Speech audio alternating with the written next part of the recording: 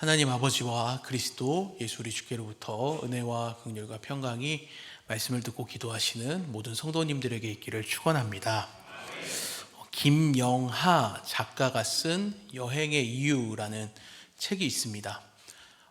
이 책은 단순히 여행에 대한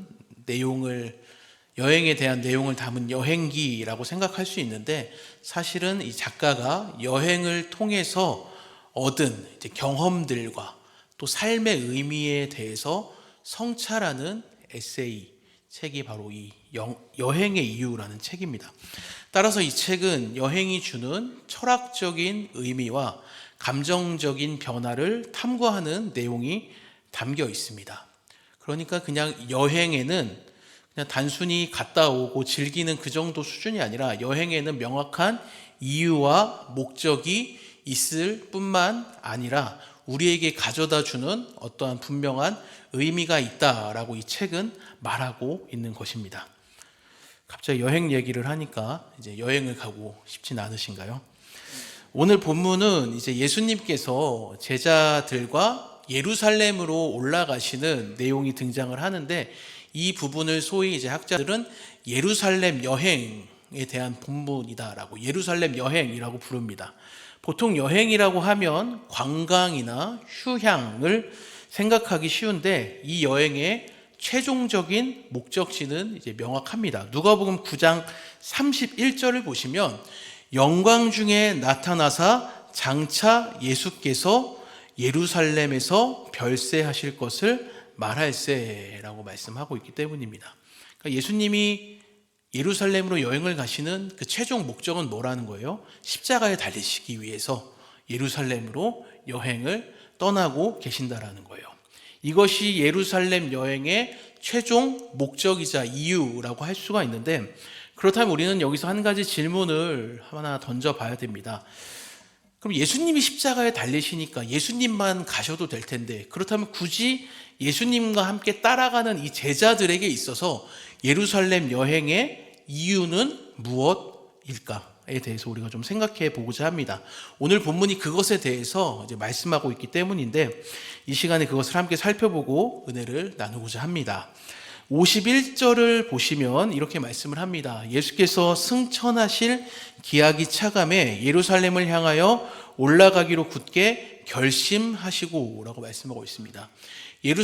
예수님께서 예루살렘을 향하여 올라가기로 굳게 결심하셨다라고 말씀합니다.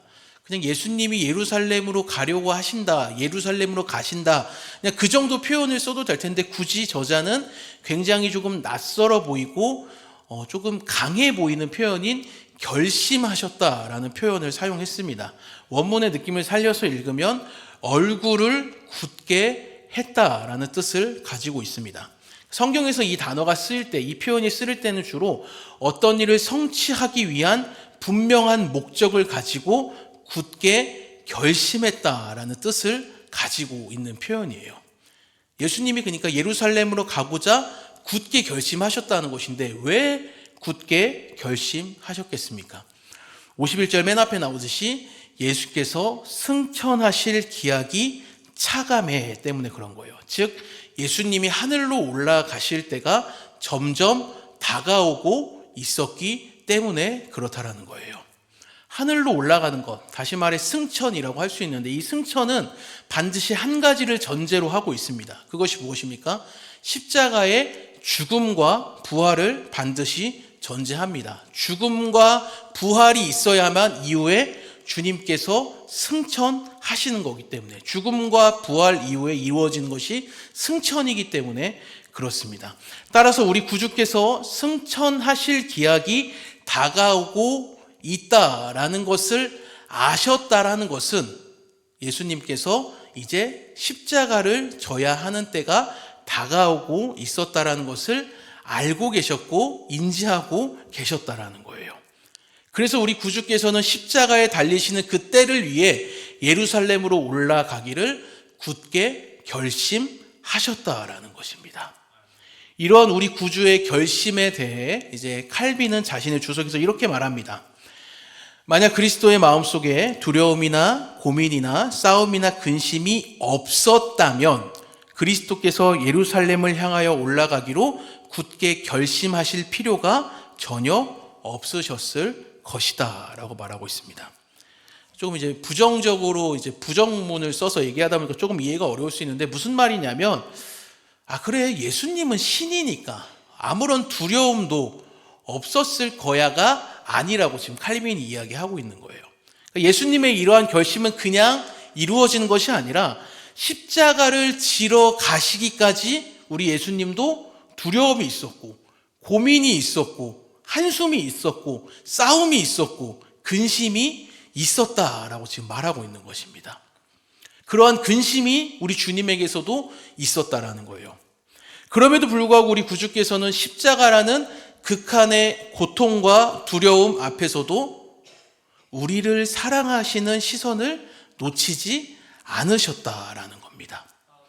그래서 예루살렘에 올라 십자가에 달리시기로 결심하실 수 있었고 결심하셨다라는 거예요.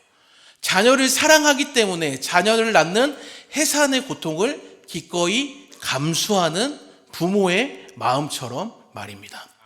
뿐만 아니라 여기서 아주 중요한 지점이 있습니다. 십자가의 두려움과 고민과 근심을 우리 주님도, 우리 구주께서도 경험하셨기 때문에 오늘을 살아가면서 우리가 때때로 두려움이 있고 근심이 있고 답답함이 있고 한숨이 있을 때 우리 주님은 그것을 다 아시고 외면하실 뿐만 아니라 오히려 본인도 경험하셨기 때문에 공감하시고 우리를 거뜬히 도우실 수 있다라는 것입니다.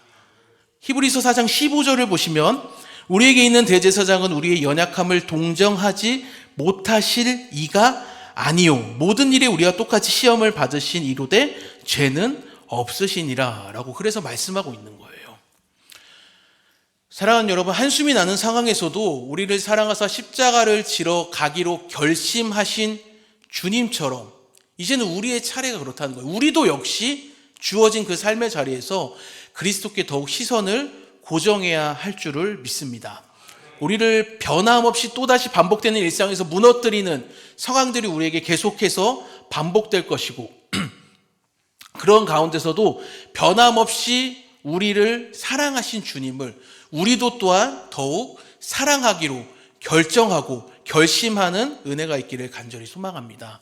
주님을 사랑하지 못하게 만드는 그 상황에서도 주님을 더욱 사랑하기로 우리도 또한 결심하며 나아가는 은혜가 우리 모두에게 있기를 주님의 이름으로 간절히 소망합니다. 자, 이제 그렇다면 어려움 그런 속에서도 십자가를 지기 위해 예루살렘으로 올라가고자 결심하신 예수님께 어떠한 것들이 기다리고 있었을까? 그걸 보도록 하겠습니다. 52절, 53절 보시면 사자들을 앞서 보내심에 그들이 가서 예수를 위하여 준비하려고 사마리아인의 한 마을에 들어갔더니 예수께서 예루살렘을 향하여 가시기 때문에 그들이 받아들이지 아니하는지라 라고 말씀합니다. 사실 십자가를 지는 것 너무나 큰 결심이잖아요. 쉽지 않은 거잖아요. 그런데 이러한 결심을 한 주님을 기다리고 있던 것은 어떤 환대나 환영이나 축복이나 꽃길이나 격려가 아니었다고 얘기해요. 무엇이라고 합니까? 받아들이지 않음이었습니다. 반대하고 영접하지 않고 거절했다라는 거예요.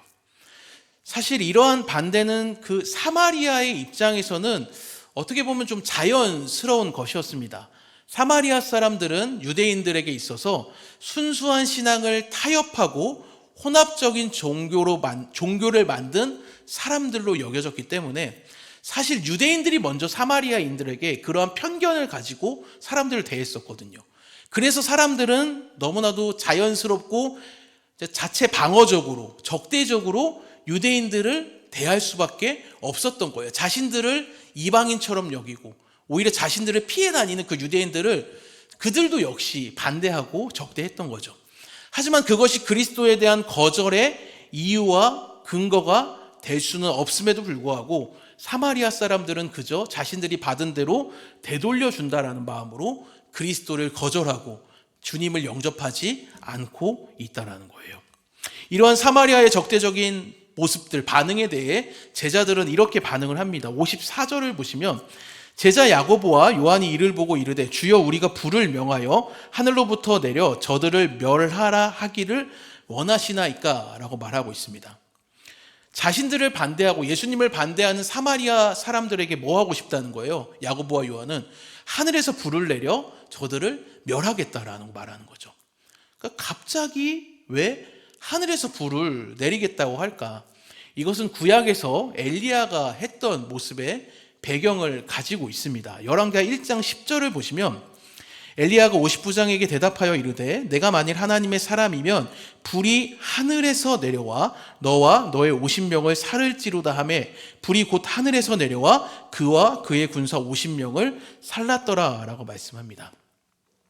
이 열왕기하 1장 10절의 이제 맥락은 흐름은 이렇습니다. 북이스라엘의 왕이었던 아합의 아들인 아하시아가 왕이 되었는데 난간에서 떨어져 병이 들게 됩니다. 그러자 아하시아는 자기가 다친 이 병이 나을 병인가 죽을 병인가 궁금했어요. 그래서 그것을 하나님께 물어보아야 되는데 에그론의 신이었던 바알세붑에게 사람을 보내서 물어봐 달라고 합니다. 내 병이 나을 병이냐 죽을 병이냐고. 이때 이 소식을 엘리야가 듣게 되죠. 하나님의 사자를 통해 엘리야가 이 소식을 듣게 되고 그러자 엘리야는 아하시아가 에그론의 신에게 보낸 사람들을 찾아가서 야 하나님이 계시는데 왜 이방 신에게 가서 그걸 묻느냐라는 말을 하며 가지마라고 이렇게 사람들을 막아요. 아하시아가 이 소식을 듣고 열받은 거죠. 내가 물어보러 이방 신에게 물어보러 사람들을 보냈는데 엘리야가 뭐라고 이것을 막나. 그러면서 군대를 엘리야에게 보낸 게 바로 방금 읽은 열왕기하 1장 10절의 내용이에요. 그때 엘리야가 하늘에서 불을 내려서 이 군대를 모두 다 불태워버리는 거죠. 야고보와 요한은 구약의 이 사건을 너무나 잘 알고 있었어요.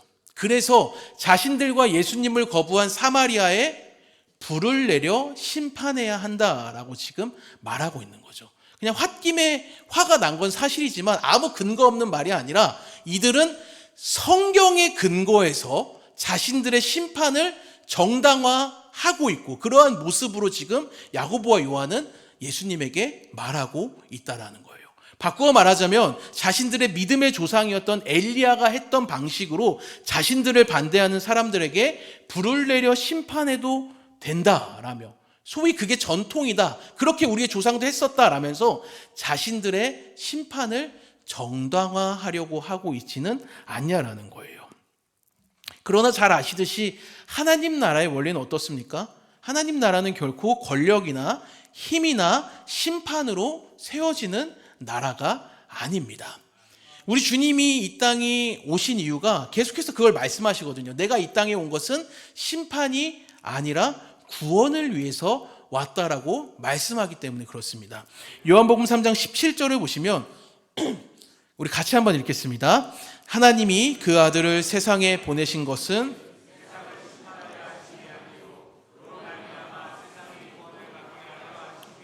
아멘. 하나님이 아들을 세상에 보내신 것, 우리 구주를 이 땅에 보내신 것은 심판이 아니라 구원을 위해서거든요. 그런데 제자들은 여전히 헤매고 있는 거예요. 하나님의 나라가 어떻게 세워지는지를 모르는 거죠.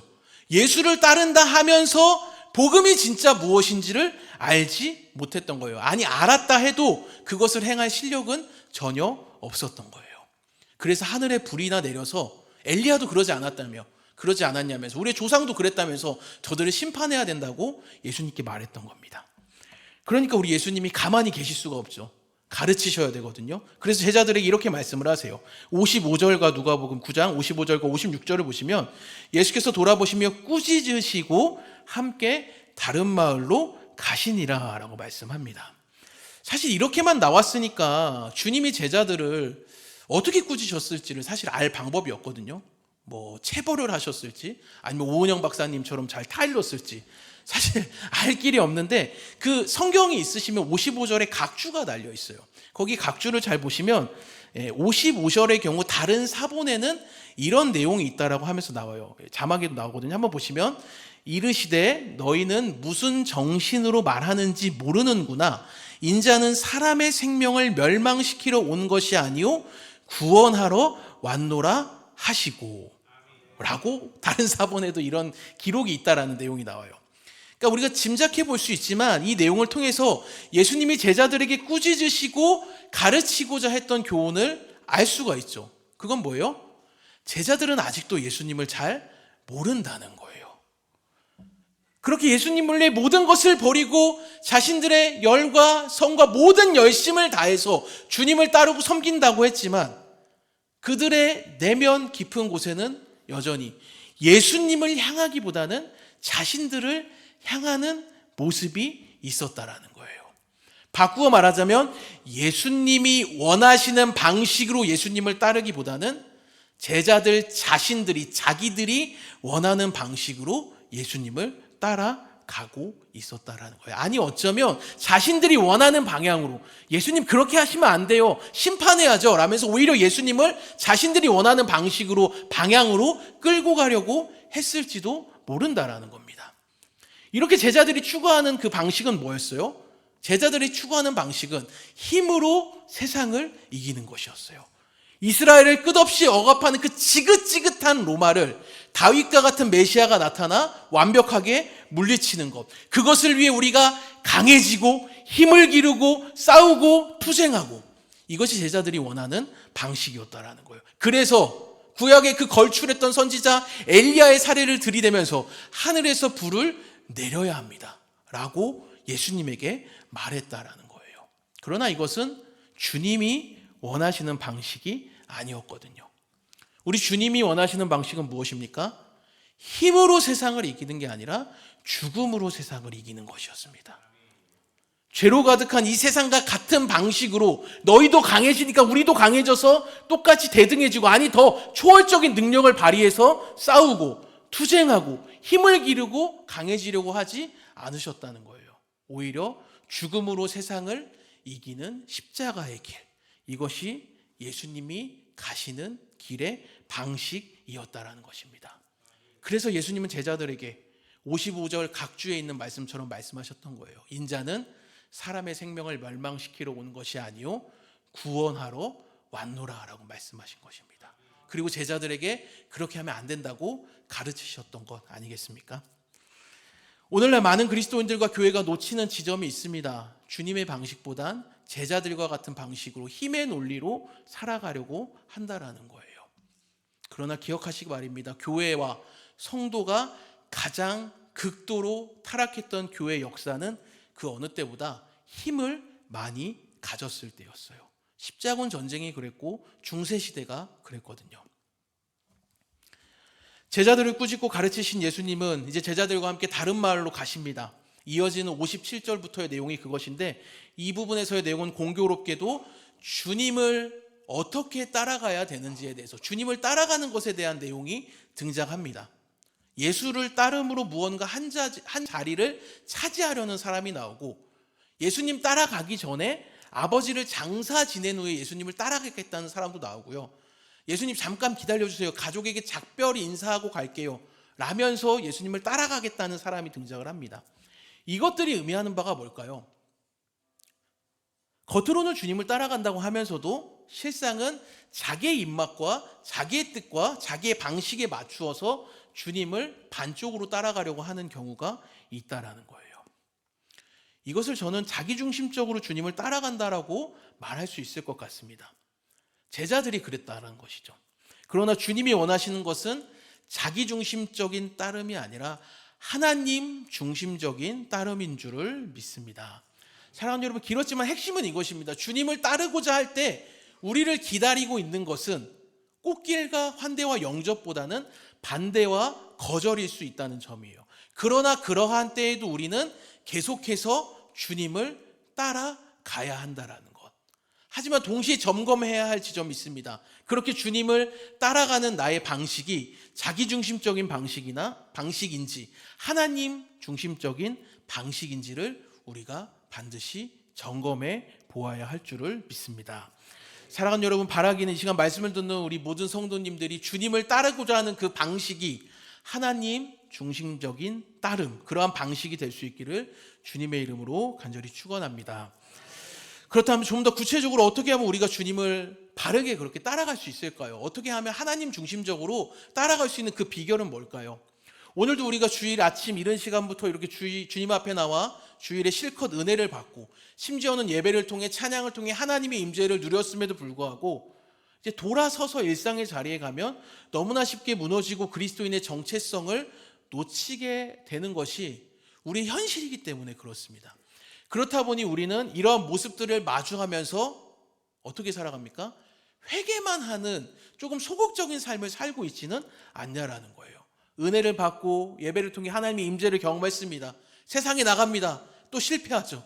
죄를 짓게 되죠. 그러니까 교회에 와서 회개하고, 다시 나가서 또 하지만 죄 짓고 회개하고, 죄 회개 이것만 반복하게 된다는 거예요. 물론 그것도 귀하지만 그렇다 보니까 더 앞으로 적극적으로 나아가는, 우리의 삶을 통해 복음이 전해지는 전도자의 삶, 선교의 삶을 사는 모습은 우리에게 부족하진 않냐라는 거예요. 하나님이 원하시는 목적과 방향성은 저쪽인데 여기 앞에서 자꾸 몸 푸느라고 죄를 짓고 회개만 하다가 하나님이 진정으로 원하시는 방향까지는 나아가지 못하는 모습이 우리에게 있지는 않냐라는 거예요. 넘어졌으면 훌훌 털고 이제 일어나서 앞으로 걸어가야 되는데, 더 나아가야 되는데, 넘어진 것에 대해서 회개만 하고 앉아있는 너무나도 소극적인 모습이 우리 안에 있지는 않냐라는 거예요.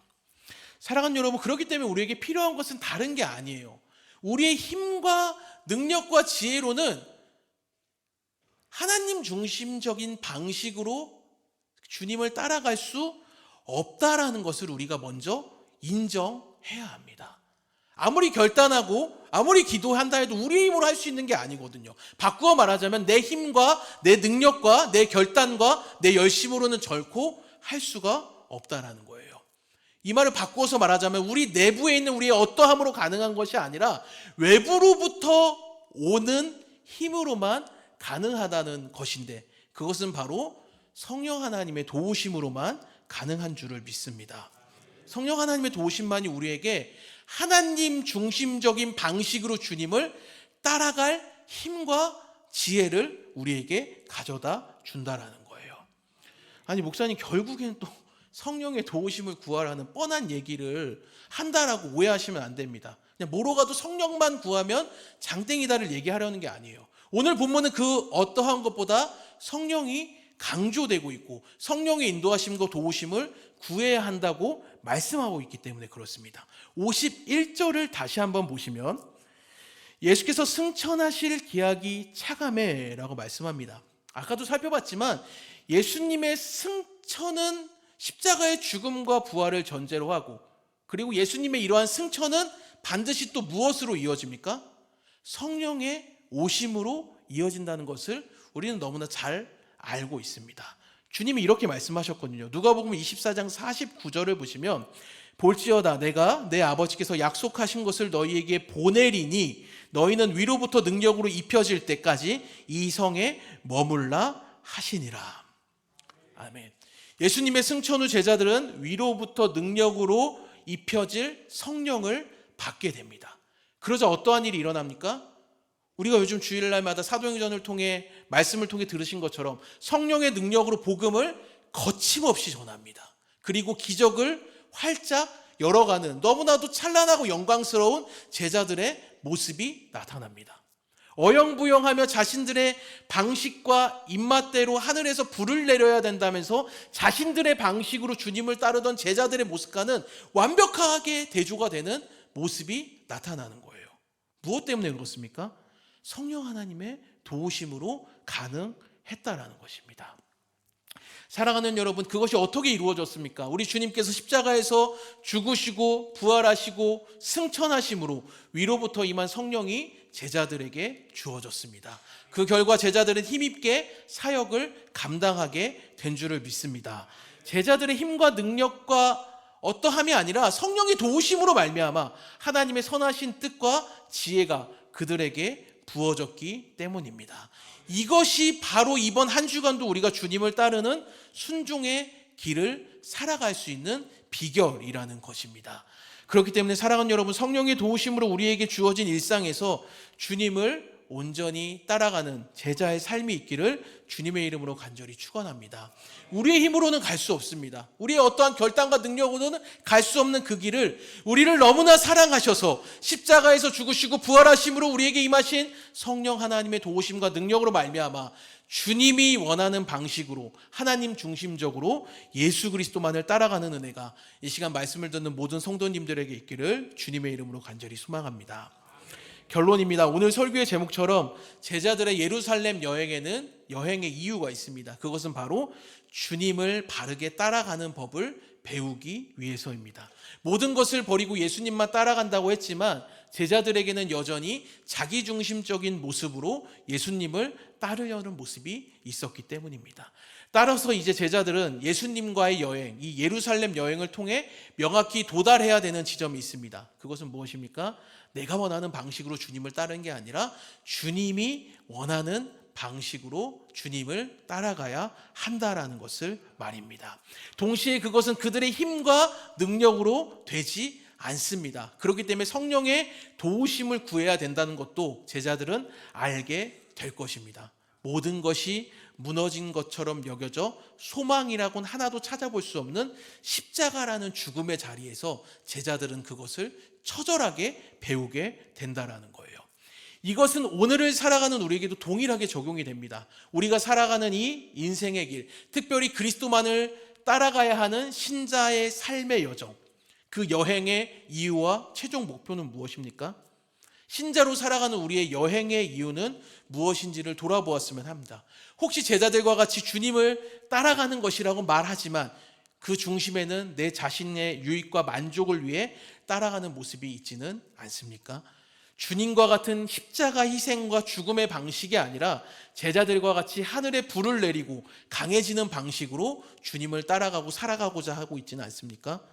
그래서 주님은 오늘도 우리를 교회 안에만 머물게 하는 것이 아니라 삶의 자리로 보내시고 훈련시키십니다. 결코 마주하고 싶지 않은 현실들도 우리를 몰아가신다라는 거예요. 예수를 따른다면서도 그 본질을 제자들과 함께 깨닫게 하기 위해 십자가를 지러 예루살렘으로 여행을 하신 것처럼 말입니다. 그러므로 우리의 인생의 여행의 이유는 분명합니다. 그것은 평생 주님만을 따라가는 것입니다. 내가 원하는 방식이 아니라 주님의 방식으로 말입니다. 물론 이 여행의 결론은 십자가일 수밖에 없습니다. 죽음의 자리, 나를 부인하는 자리라는 것입니다. 그래서 쉽지가 않습니다. 우리의 본성이 그것을 거부하기 때문에. 그러나 계속 반복해서 말씀드리지만 기억하셔야 되는 사실은 우리 주님이 먼저 그 길을 가셨기 때문에 우리를 도우실 수 있다라는 거예요. 우리를 그냥 내버려 두시는 게 아니라 보혜사 성령 하나님을 보내주셔서 우리가 이 모든 것들을 능히 감당하게 하실 줄을 믿습니다. 그 길을 한 주간도 기쁨으로 주님과 함께 주님의 도우심으로 성령의 도우심으로 걸어가는 복된 은혜가 말씀을 듣는 우리 모든 성도님들에게 있기를 주님의 이름으로 간절히 축원합니다. 찬양하고 기도하겠습니다.